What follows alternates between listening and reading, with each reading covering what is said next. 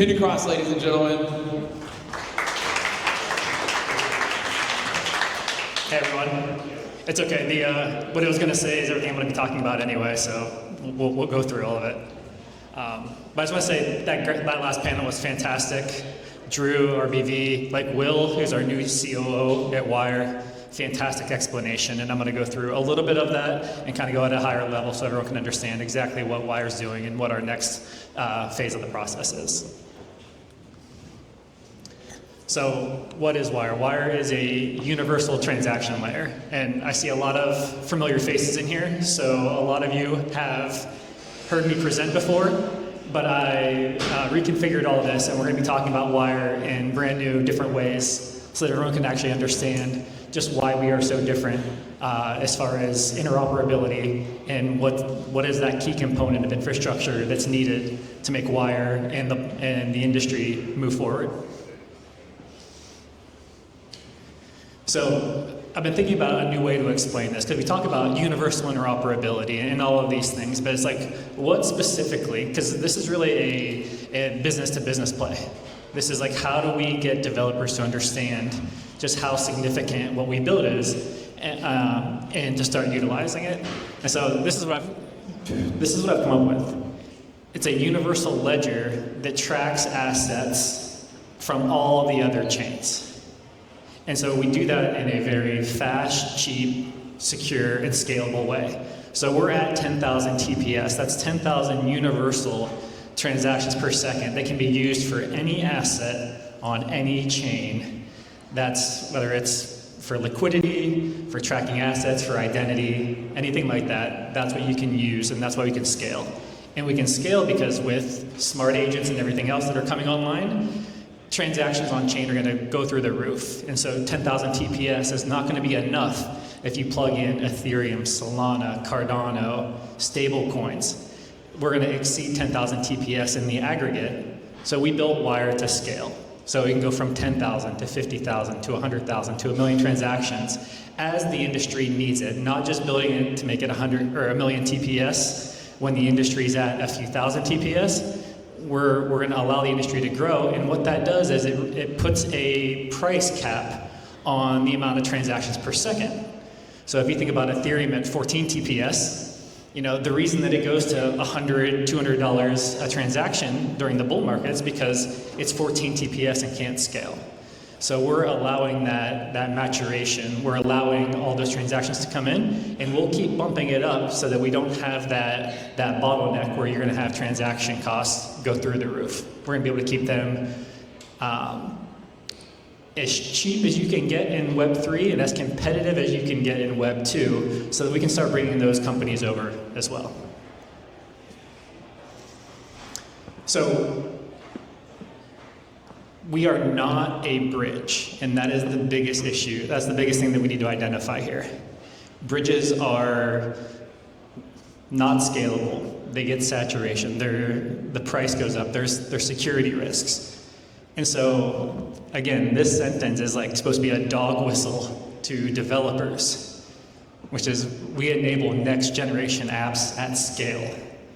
So we can give unprecedented access to all users and all liquidity. This is what Will was talking about. We call it a universal transaction layer. It's a universal abstraction layer that lets deeds of all of these assets transact in a unified way. And so, go back. That's it.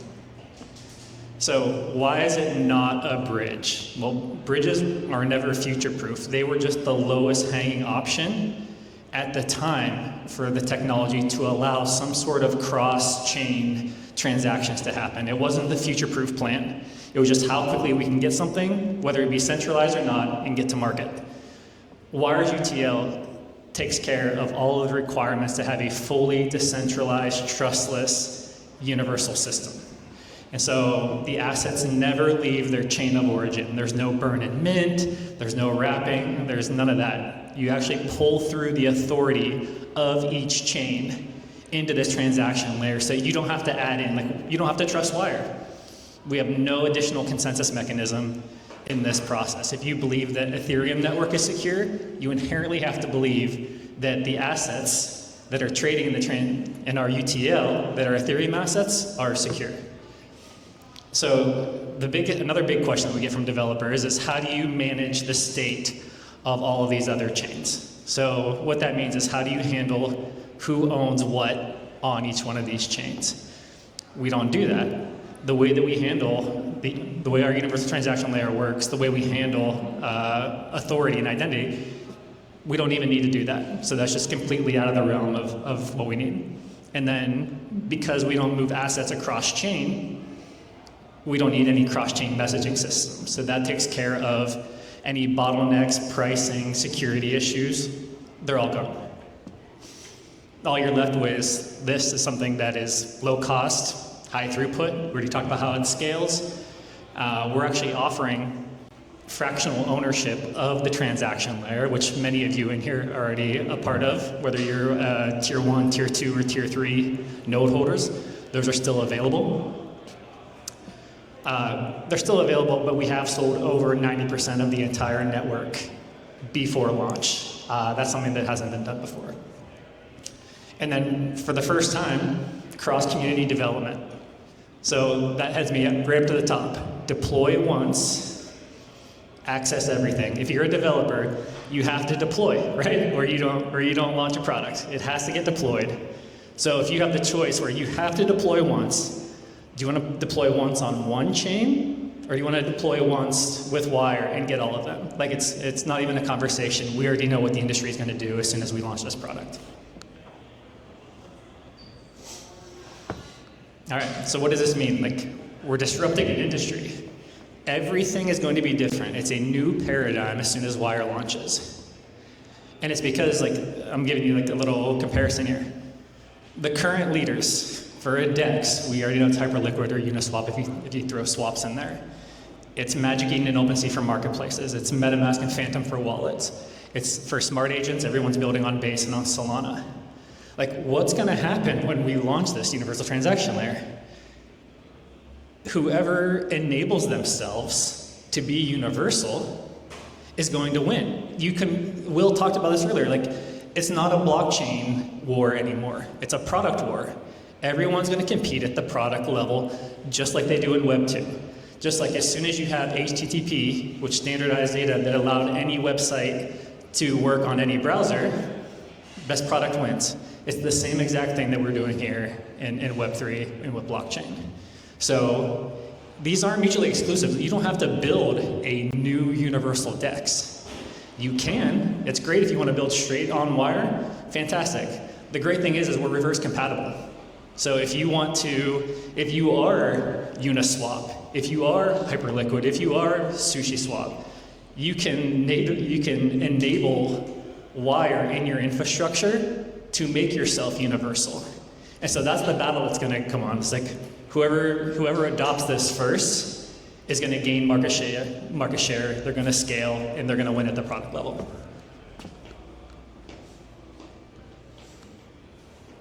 So what are we doing now? So we call it the universal transaction layer because it's not just a blockchain. It's a blockchain with protocols supporting it, all sandwiched together, that solves a problem. So you have RL1 chain, you have a decentralized routing protocol, which we call WNS, and you have a standardization framework, which is how we take all these blockchains and translate them and make them all look the exact same so that their assets can function and transact in our UTL. So you put all those things together, and that's what our transaction layer is. What's the one thing that you need? So if you take away liquidity, we have a really novel universal atomic swap layer. You add liquidity into it, now you have a fully fledged financial layer that can handle literally anything that you want. And so this is just a little history lesson. So Morpheus is who we've contributed to since the very beginning. And they launched who participated in Morpheus's capital contract? I know you're the one who created it, Mohan. So we were there. It was New York, right? We were sitting in our Airbnb, and we were hashing out with this capital contract, the functionality. And what we came up with is a new way of investing in and participating in an ecosystem. So normally, it's pay to play. You have to invest your money, you have to risk your capital to participate in an investment round, a token, whatever. And for this capital contract, it was like, okay, what if you could just stake whatever principal you had, in this case Ethereum, what if you could stake it, not risk it, and still do an activity that's valuable to Morpheus that they'll give you some consideration, some token. And so that's what this capital contract was, is you would stake your Ethereum into Lido, in this case, except you would point the yield to Morpheus. So it's essentially in like a traditional, in TradFi, it's like owning a bond and clipping the coupon every month and sending the coupon to somebody else. And then Morpheus would pro rata whatever you owned as a portion of the pie, would issue you Wyre or Morpheus tokens. As you can see, 150,000 ETH came into that contract within a month. Almost, I think it was because of the ETH price, it was over $600 million came into that contract. Nobody was expecting that. Nobody. It was insane the way that it moved. And so it's like, okay, lesson learned. There's appetite for this. And we had a mechanism, something similar to this, but it was night and day improved with what happened with Morpheus. So we adopted it, and now we've taken it and ran with it. So, go ahead, next slide. We're gonna allow everyone to participate in Wyre Network by adding liquidity to this layer, because guess what a DEX needs? Guess what a marketplace needs? Guess what a wallet needs? Guess what universal agents need?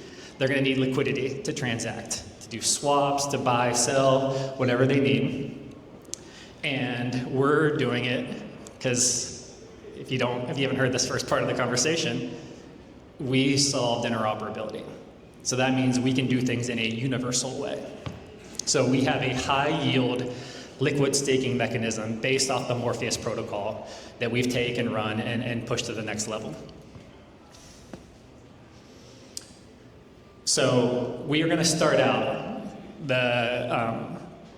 with Solana, actually, and that's going to be coming here in the next week or two. So it's the contracts are in audit, and what that's going to allow you to do is, again, there's over $100 billion in Solana validators right now. People are staking Solana to secure that network.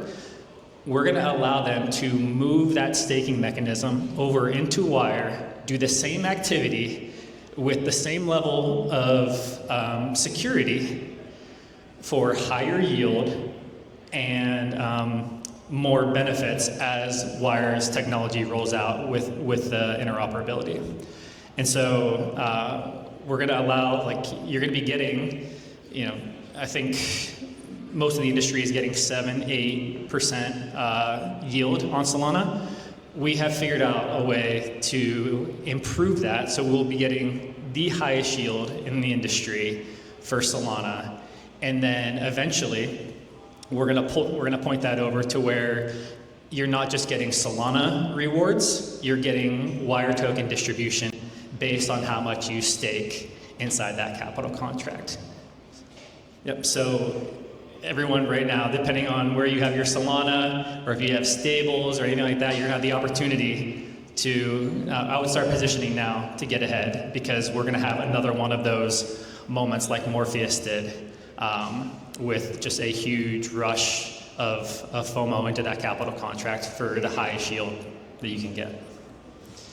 Not only that, okay, so there's one more slide I wanted to throw in here that we didn't get to, which is, because we're interoperable, every L1 and every L2 that's a proof of stake network that has a token, all of you are going to be able to participate in.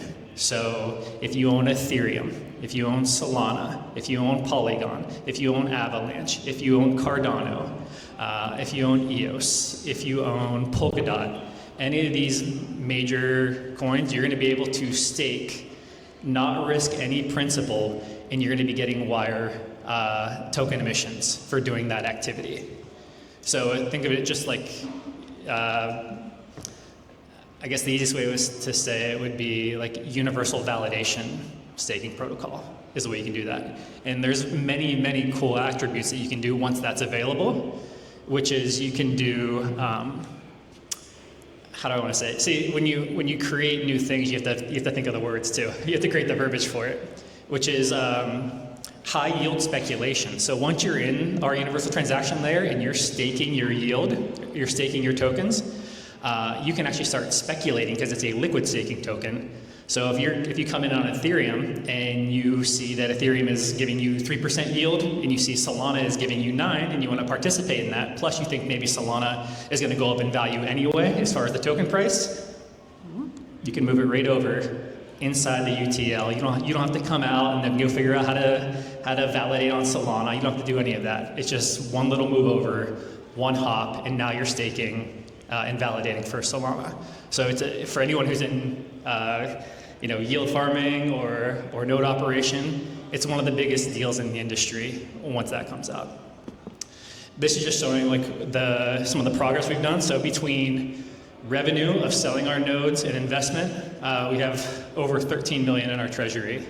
We're starting another round right now that anyone who wants to talk about. There's some nodes that are still available, and again, get your money ready for the capital contracts and staking that for liquidity. Drew was up here at RBV, $300,000 accelerator program where they've taken in thousands of applications of developers who understand and want to build on Wyre, because this is going to be the next generation of how this industry works. I mean, in the next 12 to 18 months, I think that over 90% of all blockchain transactions will be happening through Wyre's UTL. It's just such a better experience, and it's as secure as it can be. There's literally no reason for people not to come over and have that better UI.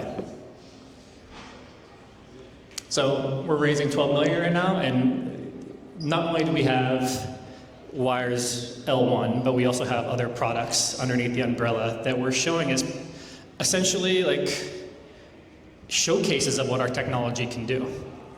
And so, we have the L1 chain, we have interoperability, comparisons like layer 0, the DEXs, the Hyperliquid and Uniswap. We're going to have a showcase of what a universal DEX looks like, a universal wallet, a universal marketplace. And then a lot of you in here are decentralized AI. You're going to be enabling your smart agent to be universal. And so we're not going to take that under our umbrella, but we're going to allow the industry and all of our partners to come in and have the most highly performant smart agent that you can possibly have. You don't want to have one just on Polygon where it's a walled garden, or just on Solana. These things need universal identity, they need a universal transaction layer, they need universal liquidity, and once you start doing that and they can just go, it doesn't matter if they're doing 1,000 transactions a day or 10,000 transactions a day. It doesn't matter, it's a smooth experience. It's just like how the world stock markets work, and this industry can move forward and not be so bottlenecked.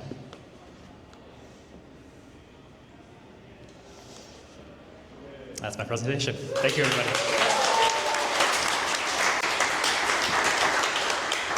Oh, were you on questions? Go ahead. Easy. When ETH? You're doing Solana. Oh, okay. So Solana will be rolling out here in the next week or two. It's in it's in audit right now. We're just waiting to go through. We've already done internal testing. Everything's looking great. And then Ethereum is already in production too. So as soon as we get that out, we'll be doing audits, I would say, within a week of shipping Solana. They aren't very, there's not a lot of moving parts to these. It's not like the universal transaction layer, it's not innovative, it's not novel. It is just us getting that to format properly. So we can bust all these out, 1 or 2 a month until we get every single L1 or L2. And so once we get those rolling and there's a nice amount of TVL, then we'll set the clock, and there'll be a 90-day period where everybody gets their Wyre tokens for daily emissions. And then in the fall, so let's call it end of October, November 1st, we'll actually launch, well, we'll do the TGE and we'll launch the universal transaction layer. So this whole activity for summer into fall is literally the opportunity to get that network liquefied enough to handle like a universal DEX, those universal swaps, and all those transactions that are going to be coming. Yeah. Anybody else? Okay, great. Thank you, everybody.